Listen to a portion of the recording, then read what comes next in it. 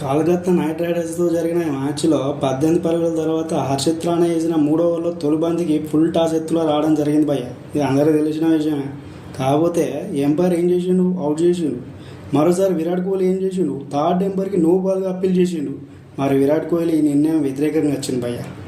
Umpire దాన్ని fair బాల్గా చేసిండు.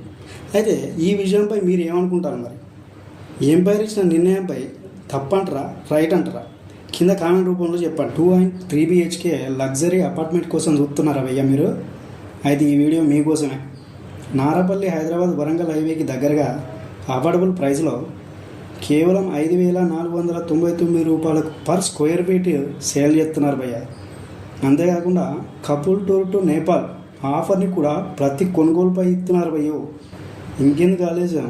ఇప్పుడే బుక్ చేసుకోవడానికైనా లేదా మరిన్ని అప్డేట్స్ తెలుసుకోవడానికైనా ఏజెంట్ నెంబర్ 7కి కాంటాక్ట్ అవ్వండి. కింద గంట కొట్టి సబ్స్క్రైబ్ మాత్రం చేయకుండా మర్చిపోకండి భయ్య.